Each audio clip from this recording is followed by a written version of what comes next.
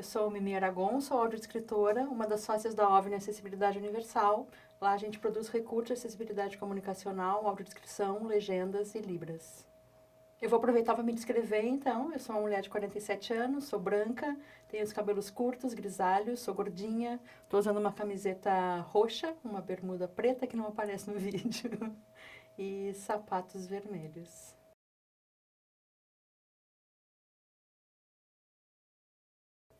A audiodescrição é uma modalidade de tradução visual conceituada como intersemiótica, então traduz as informações visuais para o meio verbal, para que as pessoas, inicialmente as pessoas com deficiência visual tenham acesso a esse mundo de imagens onde a gente vive e está imerso, enfim.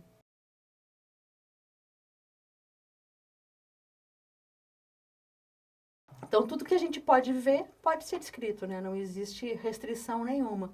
E aí a gente inclui audiovisual, né? Cinema, TV, teatro, artes cênicas em geral, dança, circo, ópera, museus, o acervo de museus, enfim, passeios turísticos. Na verdade, o que existe de imagem à nossa volta tem e precisa estar descrito para quem não tem condições de enxergar.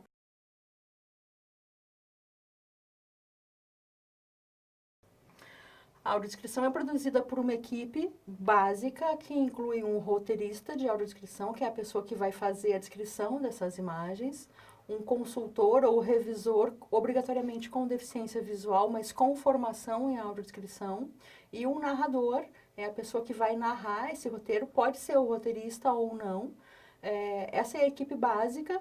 Na verdade, tem algumas variações, enfim, é importante que quando a gente vai fazer uma audiodescrição gravada, o técnico de estúdio também tenha uma vivência com a audiodescrição, conheça um pouquinho.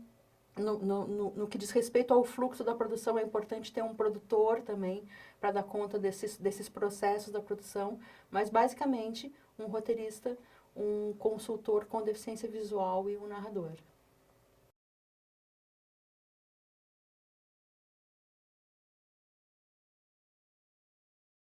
É preciso que esse profissional tenha uma formação específica. O fato de tu descrever a imagem para um amigo que tem deficiência visual não te transforma num audiodescritor. O fato de tu ter deficiência visual não te transforma num consultor em audiodescrição.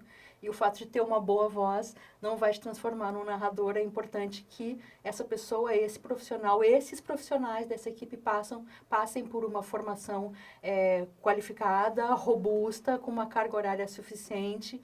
Eu, pessoalmente, entendo e acredito que as pessoas que vêm das áreas da letras, da comunicação, das artes, vão ter uma facilidade um pouco maior nessa formação. Hoje, a formação no Brasil, ela se dá em nível de pós-graduação, né? Especialização, enfim. Mas é muito importante que a gente veja essa tarefa, que é de uma responsabilidade imensa. Nós somos os olhos das pessoas e a gente precisa estar efetivamente preparado para poder prestar esse serviço de uma forma qualificada e que respeite efetivamente os direitos das pessoas com deficiência de consumir produtos culturais, de consumir educação, de consumir turismo, lazer, o que seja.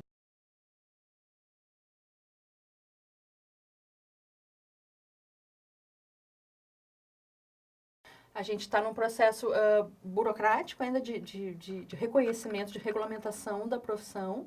Ainda é uma atividade muito nova no Brasil, né? Faz parte do nosso trabalho também dar a ver, né, o que é a audiodescrição e o que é a função de audiodescritor para quem está nos contratando, para o próprio público, né, para as pessoas com deficiência visual prioritariamente. É importante dizer que a audiodescrição ela foi pensada inicialmente para as pessoas com deficiência visual, mas hoje a gente sabe, através da prática e da pesquisa e do estudo, que um público muito maior, uma gama muito maior de público se beneficia desse recurso. Então, a gente inclui aí idosos, crianças, pessoas com baixo letramento, pessoas com déficit cognitivo, e a gente, enfim, todo mundo pode se beneficiar da audiodescrição.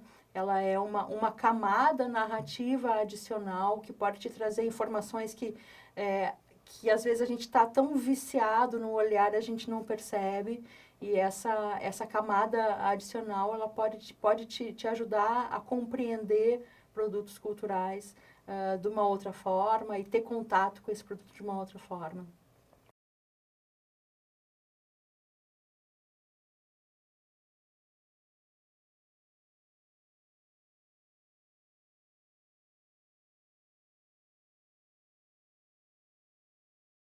Eu acho que isso passa muito pelo tipo de produto que a gente está descrevendo.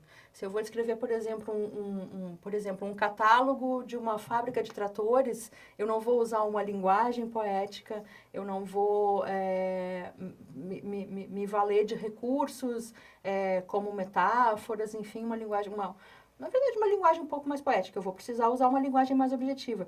Por outro lado, se eu estou descrevendo uma obra de arte, uma tela do Van Gogh, eu não vou poder usar uma linguagem objetiva e que, enfim, naquela tela ali tem muito mais do que a gente simplesmente está vendo. A Noite Estrelada tem muito mais do que uma noite com o céu azulado e estrelas claras ali, né?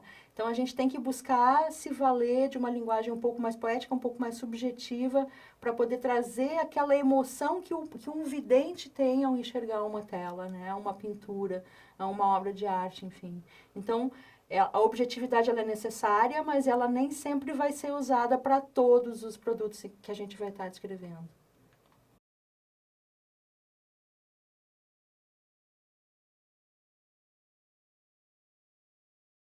É importante ter um bom poder de observação, mas eu acho que anterior a isso, é importante exercitar a empatia, se colocar no lugar do outro, né? E isso a gente exercita tendo contato com o público da audiodescrição. Quem são essas pessoas? É um público muito heterogêneo, né? Nem todas as pessoas com deficiência visual, elas têm o mesmo nível de percepção visual do mundo.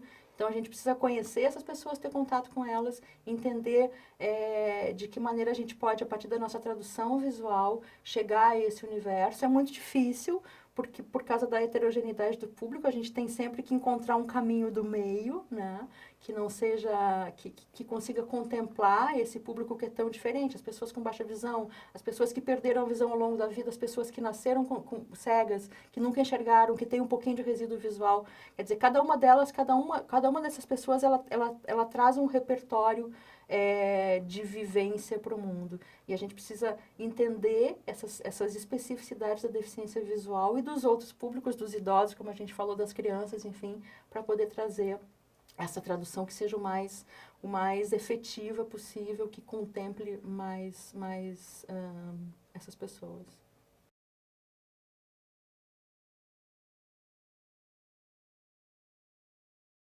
A importância dele passa pelo reconhecimento de que é um direito humano. A gente vive num mundo cheio de imagens e a gente não pode imaginar que só algumas pessoas possam ter acesso a essas imagens.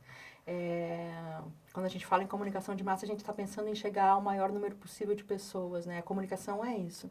A gente alcançar, levar uma informação ao maior número possível de pessoas. Não se pode pensar no mundo em que a gente vive que só algumas pessoas possam ter acesso a algum tipo de informação. O mundo é de todos, vivemos todos no mesmo espaço e todas as pessoas devem ter direito a esse acesso. Quando a gente parte desse entendimento, dessa visão, a gente começa a se dar conta de que todo mundo pode se beneficiar da audiodescrição, tendo ou não deficiência visual, sendo ou não idoso, sendo ou não criança, tendo ou não baixo letramento. Então, é preciso que a gente entenda a audiodescrição como uma ferramenta de exercício do direito da cidadania e da própria humanidade. A gente precisa que as pessoas reconheçam que elas têm direito a isso e a gente precisa respeitar esse direito, porque todos somos iguais nas nossas diferenças nesse mundo tão diferente e tão desigual. E é preciso que a gente possa oferecer às pessoas e garantir que elas tenham acesso à informação.